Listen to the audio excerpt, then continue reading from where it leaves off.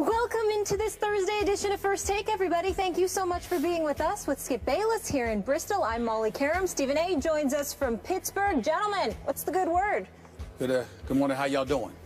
Good. So, I understand you are in Pittsburgh to interview the guy who might be the best coach in all of pro football, Mike Tomlin. Is this correct? Well, he's one of the best. He's one of the best. That's why I'm here. I'm looking forward to that conversation. You know how much I love this man, so I'm looking forward to that. We know how much you love your Steelers, too. It should be a fun day for you.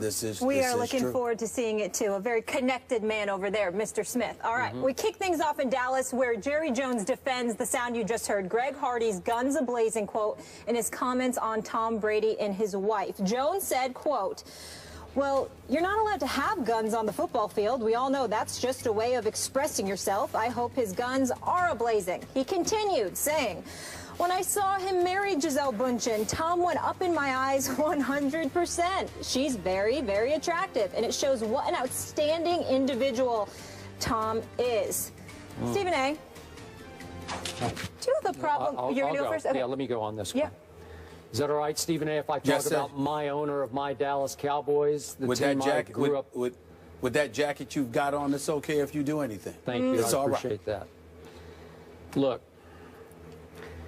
I cannot defend my owner of my Cowboys any more than I would even think about trying to defend the man that he plunged with, took a risk on, Greg Hardy.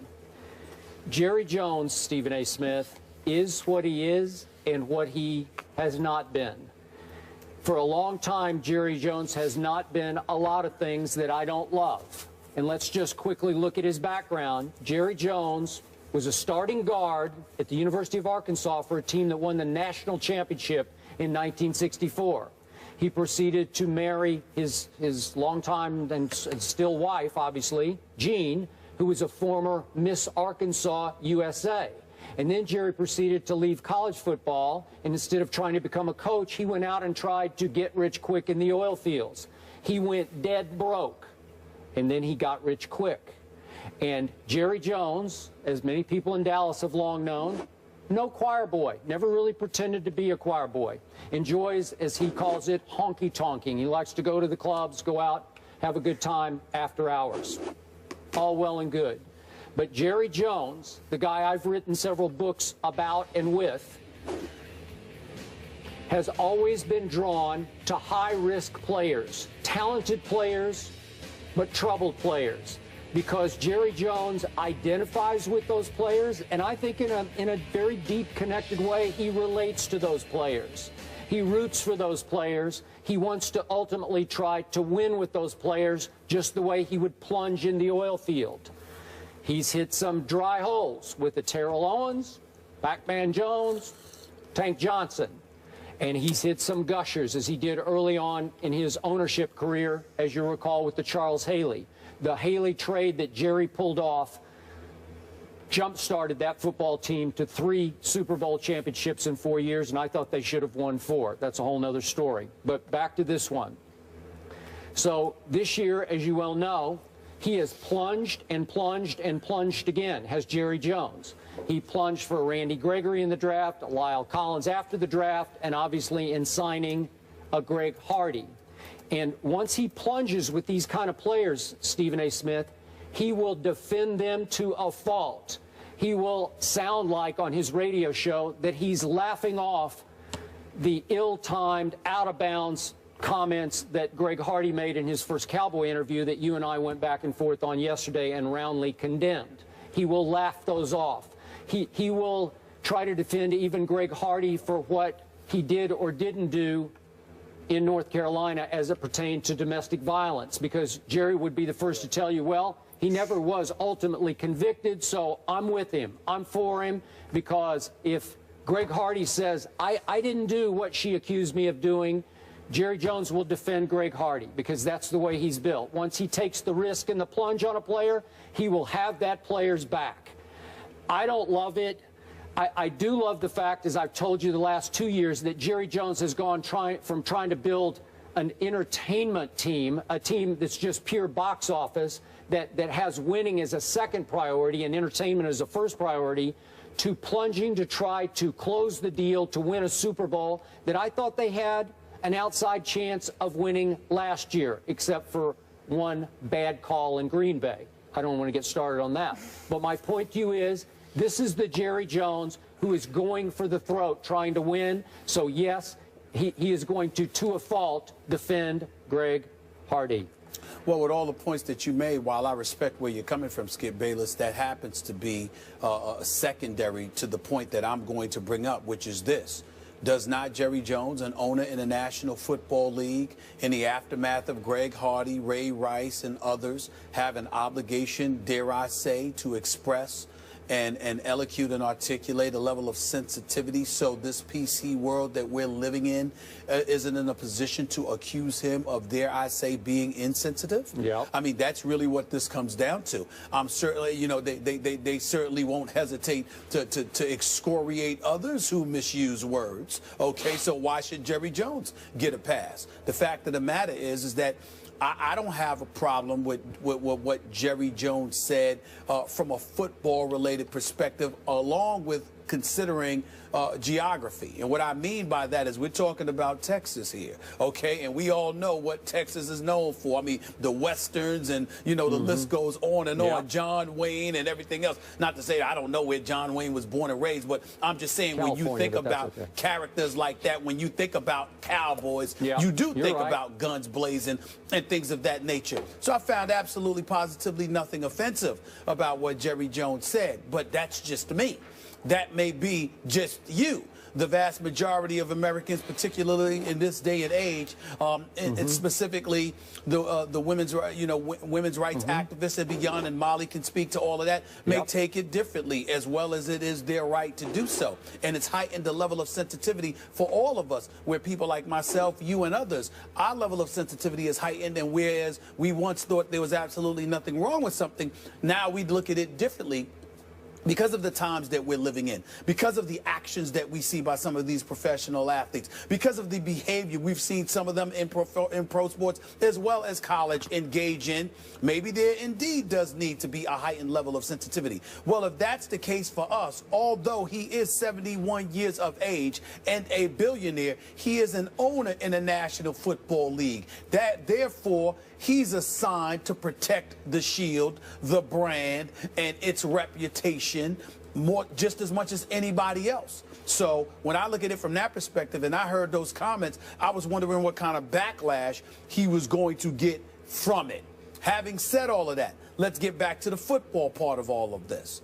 In the end, he's incredibly happy to have Greg Hardy because he recognizes that in the first 4 games of the season, they've only got 6 sacks. And 3 of them came last week.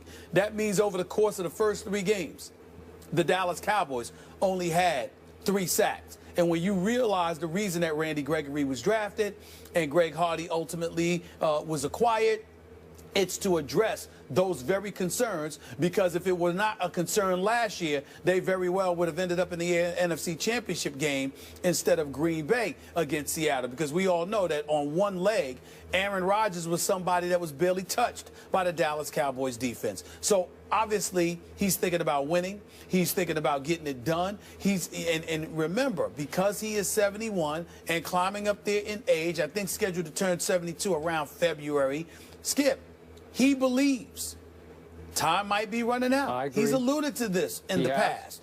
So to me, considering the money, the investment that he made in 1989 in purchasing the Dallas Cowboys, the hype machine that he is, and what he has elevated them to in terms of the pantheon of American sports or whatever, he's taken it to another level from Tex Schramm and those boys.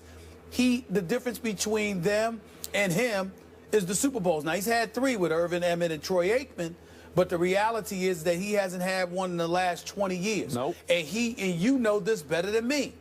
A lot of people, right or wrong, and I'm not saying it's right because he's the owner and he cut those checks, Skip, and they could not have done what they did without him. But you got a lot of people out there who believe it was a product of Jimmy Johnson and what he did. Barry Switzer ultimately winning that 3rd Super Bowl was a product of Jimmy Johnson and what he built.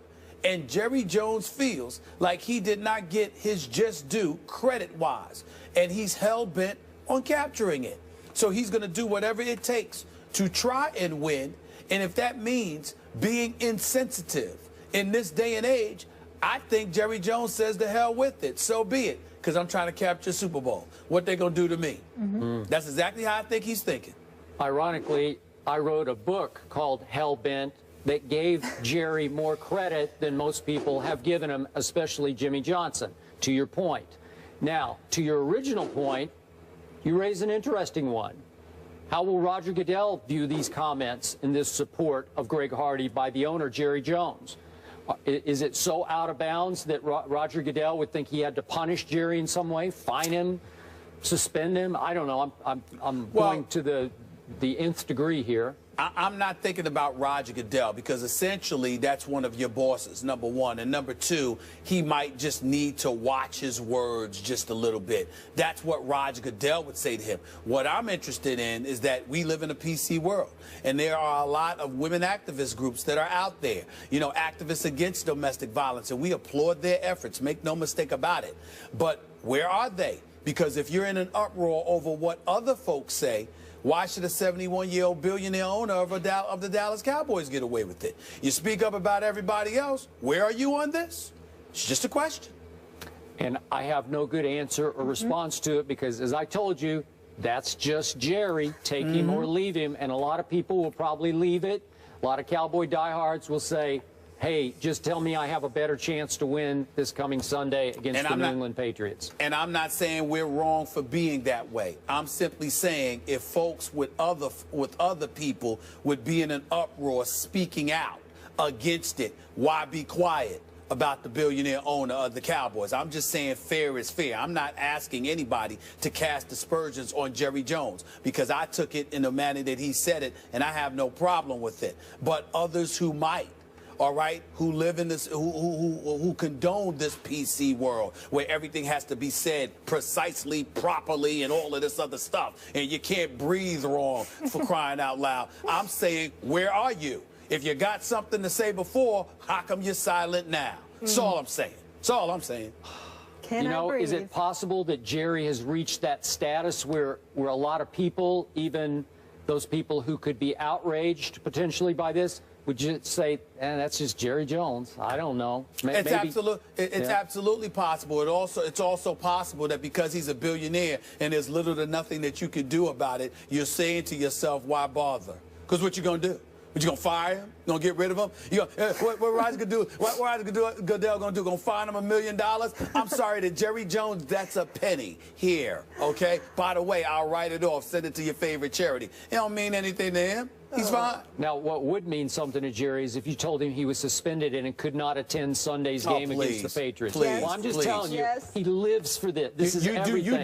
You do something like that to Jerry Jones over this. Jerry, I wouldn't blame Jerry Jones for trying to get Roger Goodell fired for something that idiotic. There's no reason on earth that he should miss a game over something like that. I'm just talking about, let's make sure that the level of sensitivity is consistent. Let's not arbitrarily exercise it against folks who, dare I say, are less fortunate than Jerry Jones. But I want to be very, very precise with what I'm saying. I am not proud of what Jerry said in defense of Greg Hardy as a lifetime Cowboy fan. Nobody I'm not is proud.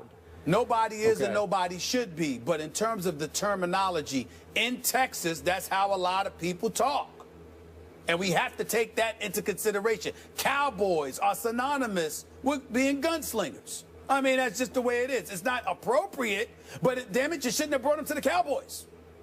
Yeah, okay? I guess so. I mean, that's what they in do. Texas for a long time. I can tell you that a lot of people think the same way in a lot of other states, too. So it's not just Texas. Yeah. All right. Well, I'm just talking about Texas. All right. All I know is you don't need to give the Patriots extra motivation for Psycho Tom to come out, and I think they just did that for your Cowboys. So all eyes you're right about that, will be on that one. Patriots, Cowboys, and Dallas, and of course we'll be watching Brady and Hardy very closely. Moving